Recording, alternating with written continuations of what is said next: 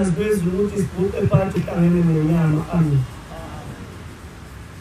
abanye lolu suku bafika kabi abanye lolu suku bafika bangena emakhazeni abanye lolu suku bafika nje okuyimpukane semngene ekhaleni nasemlonyeni kuze kuphume engasakwazi ngisho ukuphebeza. Ingakho kubalulekile maNazaretha uthi mase siphathi kwalamatshe abanye lolu suku bafika nje bayolandwa emakhazeni abanye sekuphunyiwe nabo makufikwe lobhotini kuthiwa sibalibala ungasali siyahamba. Ingakho kubalulekile ukuthi mase sifikile phakathi kwalamatshe amhlophe noma ubana ncenga uNkulunkulu athi Nkosi khumbula inhliziyo yami.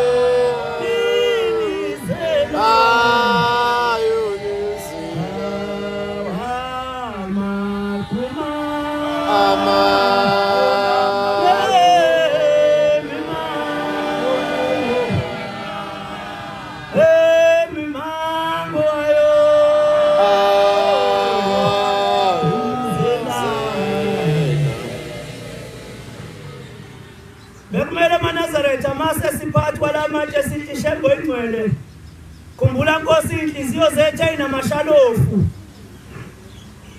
uqede Nkosi amashalofu enzondo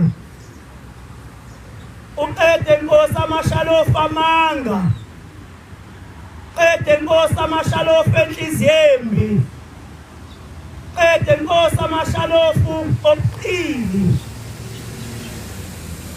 Ngoba njengoba lolu uthando lukaShembe lusimemile lusimemela ukuthi sizolungisela imphefumulo yethu ukuthi mayifika umhla wokuphela ikwazi ukubonana noShembe kwelizayo. Kodwa kuyibhadi ithi Inkosi yamaNazaretha uThingo ithi kunomuntu lapha ekhaya sizwa kuthiwa kwakunamadoda amathathu noma kunamadoda amathathu maNazaretha esandleni sikaShembe khona yonke into akangathi uShembe mayixoxa izinto iphenduka intshumayelo. Hayi uShembe wathi esuka kwanontada kwathakathi kwasuka namadoda amathathu athi Shembe yethu ushumayela izwi lokulunga thina sobe sithatha inkola siyifake ehlathini ngoba kuShembe khona yonke into. Kungani ngayiwa kuShembe thiwa Nkosi ibulala lamadoda amathathu? Ithi Inkosi yamaNazaretha ingungahlobo umhlalo obanzi ngokuthwala izono zabantu. Ithi mana kufika indoda eyayizocela abantwana. Ithi Inkosi yamaNazaretha kodwa sibani kuthiwa le ndoda kwakwe yakashoba. Yafika enkosini yamaNazaretha ithi izocela umntwana ihamba nomkayo. Uthi uShembe kule ndoda nibafunelana abantwana. Ithi le ndoda nalonkosikazi umkamu uyathukwa emndenini wakithi la iganele khona. Emndenini wakithi la iganele khona. Emndenini wami aganele ku ukuthi uyinyumba kazali.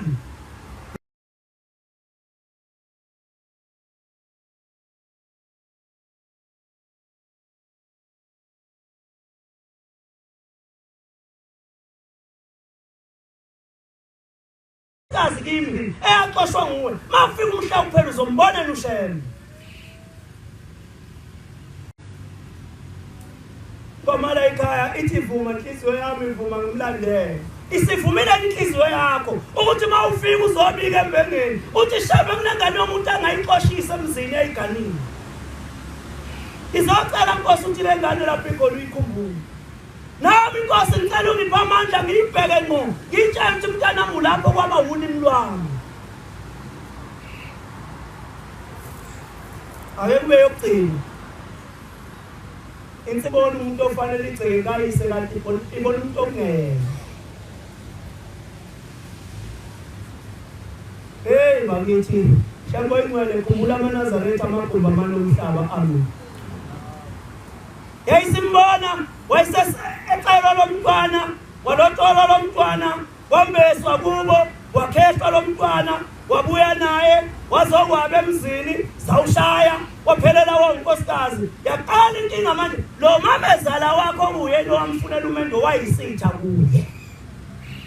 Ungabe bonke labantu abalala labo mamezala babo basabathatha ukuthi ngenze njani. Yabona uNkulunkulu wasemhleni bakwethu akaze abe isinima futhi angeke abe isinima. Ingakho engafunanga ukuhlala ezulwini wafuna ukuzohlala nathi ukuze imikhuba yethu asikhuze kuyo. Wathi uNkulunkulu basabamtshela abangani bakwazi wayesathi nenze njani ngoba lesisakwazi siwuhlupho kini. Bamtshela bathi angithunayo imbokodo wena yokugayisa inkwasomiya thatha nanka amabhodlela uwagaye bese usiphekela lesakwazi usifake amabhodlela sithi. Yamzuza inhlangano yomuntu kanti uShembe akozela kalala. Wakwazi noma ngabe wenzani uyenza kuphi ngasikhatsini kodwa wazi ukuthi iso likaShembe lisuke likanje futhi nendlela yakhe isukizwe. Noma ngabe liplana muphi umhlangano noma ngabe nenzani kodwa uShembe usuke khona futhi usuke ebona usuke lalela. Uyobona ngomhla wokuphela ukuthi uShembe wayekhona. Uthama yenza lento uShembe wayesentala uthando engane nentombazane ukuthi ayikhumbule abazali bayo.